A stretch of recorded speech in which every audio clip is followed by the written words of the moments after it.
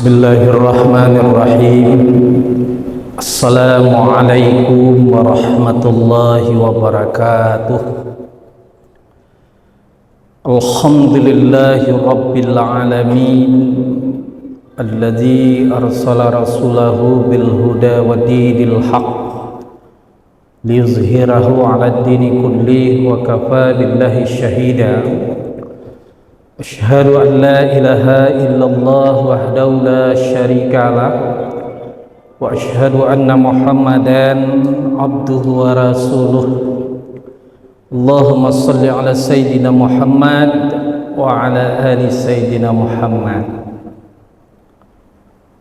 Hadirin wal hadirat jemaah salat zuhur yang dirahmati Allah, kita selalu bersyukur, berterima kasih kepada Allah. Alhamdulillah para jemaah, sampai hari ini kita belum tahu kapan akan berakhir kehidupan kita di alam di dunia ini. Maka selagi nyawa di kandung badan, selagi kita masih diberikan kesempatan hidup oleh Allah, mari kita pergunakan sebaik-baiknya untuk membuktikan kepatuhan dan ketaatan kita kepada Allah Subhanahu wa taala. Insya Allah ibadah yang kita laksanakan dari waktu ke waktu, kita isi kegiatan kita dengan amaliyah yang sifatnya yang baik-baik. Ini juga merupakan bentuk rasa syukur kita kepada Allah Subhanahu wa taala. Sabda Rasulullah sallallahu alaihi wasallam, khairun nas man tala umruhu wa hasuna amaluh. Orang yang dikatakan baik itu, kata Rasulullah, adalah orang-orang yang diberikan umur panjang, wa hasuna amaluh, banyak kebaikannya, aktivitas kegiatannya bernilai ibadah di sisi Allah Subhanahu wa taala. Kemudian selawat dan salam kita kirimkan buat junjungan umat Nabi besar Muhammad sallallahu alaihi wasallam. Sebagai umat Rasulullah sallallahu alaihi wasallam, tentu kita rindu dengan orang yang selalu kita sebut namanya. Bahkan ketika kita berada di raudhah, kita meneteskan air mata, sangat rindu berjumpa dengan Rasulullah sallallahu alaihi wasallam. Mudah-mudahan dengan rutinnya kita berselawat kepada Rasulullah sallallahu alaihi wasallam, menjalankan amanah, menjalankan yang diwariskan beliau, insyaallah para jemaah rahimakumullah, kita akan satu tujuan, satu arah dengan Rasulullah sallallahu alaihi wasallam menuju tempat yang diridai oleh Allah Subhanahu wa taala. Hadirin wal hadirat jemaah salat zuhur rahimakumullah, kita telah berada pada tahun 2025 secara hitungan Masehi.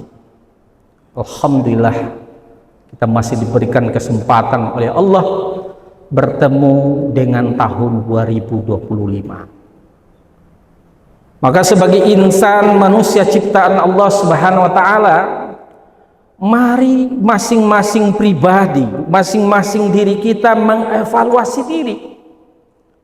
Karena Umar bin Khattab mengatakan, hasibu anfusakum qabla an tuhasabu. Koreksilah dirimu, evaluasilah dirimu sebelum kamu mengevaluasi atau mengoreksi diri orang lain. Dia di dalam surat Al-Hasyr Allah berfirman, wal tanzur nafsum ma qaddamat lighad. Hendaknya setiap diri mengevaluasi apa yang telah berlalu dan yang akan datang. Hadirin jemaah salat zuhur rahimakumullah, kita tetap tahu apa yang sudah kita perbuat, kebaikan dan kesalahan yang kita lakukan di tahun 2024. Maka kita evaluasi dan kita pertanyakan diri kita masing-masing. Insya Allah, Allah akan memberikan tempat yang terbaik.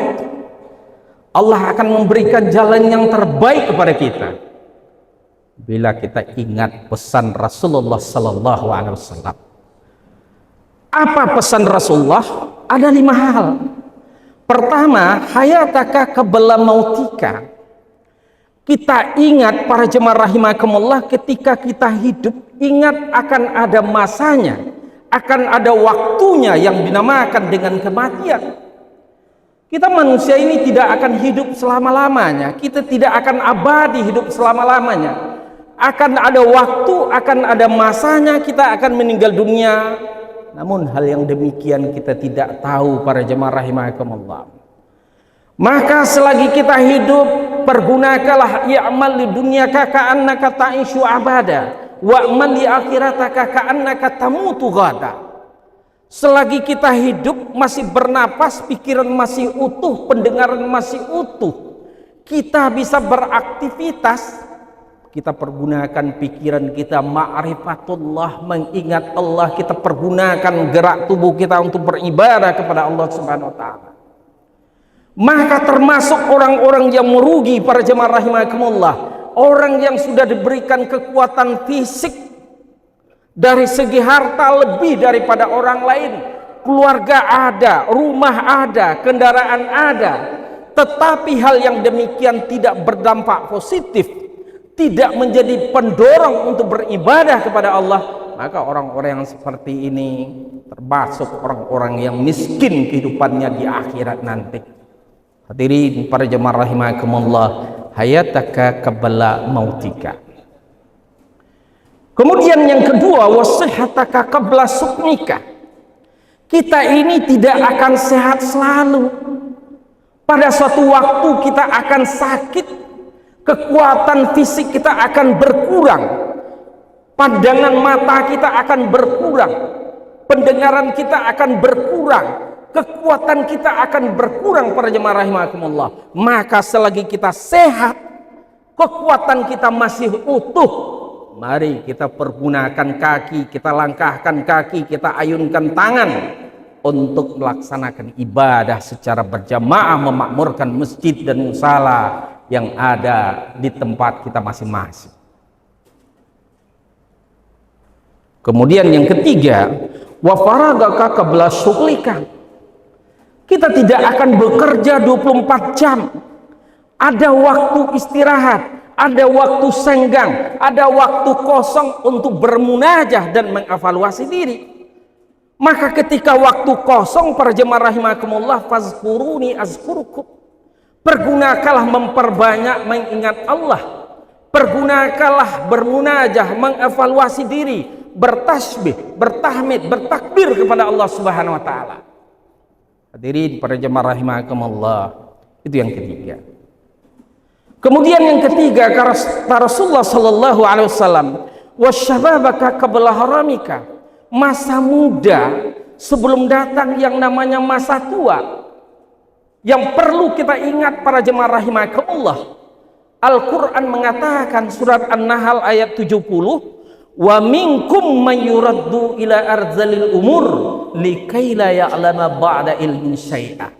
Ada di antara manusia yang dipanjangkan usianya oleh Allah, namun dalam keadaan lupa ingatan, dalam keadaan fikun. Padahal di saat kematian itu orang yang husnul khatimah, orang yang baik berpulang kepada Allah itu, para jemaah rahimakumullah, melafazkan kalimat tauhid la ilaha illallah. Maka untuk itu perbanyaklah membaca Al-Quran. Kemudian yang kelima, pesan Rasulullah, wa ghinaka qabla faqrika. Ketika kita berada, ketika kita diberikan nikmat karunia oleh Allah, infakkanlah, sedekahkanlah, zakatkanlah, wakafkanlah.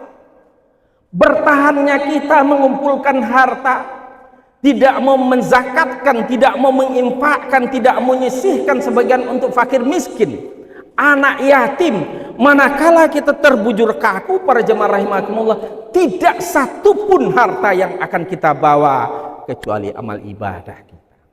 Maka bersyukurlah kepada Allah, orang-orang yang diberikan nikmat kurnia lebih oleh Allah, mereka ingat ini adalah titipan Allah, mereka ingat ini adalah amanah Allah, kemudian mereka selalu berinfak, berwakaf, bersedekah dan berzakat bila sudah setahun satu nisab. dan mereka hidupnya berbagi, insya Allah para jemaah sholat zuhur rahimakumullah, ini akan membawa keberkahan dan kebaikan. Hadirin para jemaah sholat zuhur rahimakumullah, maka mari kita pertanyakan diri kita masing-masing. Seandainya pada sore hari nanti, pada malam nanti, pada subuh besok, saya dipanggil oleh Allah sementara saya berlumuran dosa, saya masih kurang, saya masih kilaf, rasa-rasanya dosa yang saya lakukan pada tahun 2024 belum bertobat kepada Allah. Ini yang perlu kita pertanyakan pada diri kita masing-masing. Maka berdoalah kita selalu kepada Allah para jemaah rahimakumullah, mudah-mudahan arah tujuan hidup kita diridai oleh Allah, dan kita selalu ingat akan pesan-pesan Rasulullah yang namanya kewajiban, yang namanya tugas pokok sebagai insan ciptaan Allah Subhanahu wa taala tidak kita lupakan. Kita berdoa kepada Allah, mudah-mudahan hidup kita dalam keadaan hasanah, berpulang kita dalam keadaan hasanah, husnul khatimah, dan mudah-mudahan kita mendapat ridha dari Allah Subhanahu wa taala. Aqulu qouli hadza fastaghfirullah wallahu muwaffiq ila aqwamit thariq. Assalamualaikum warahmatullahi wabarakatuh.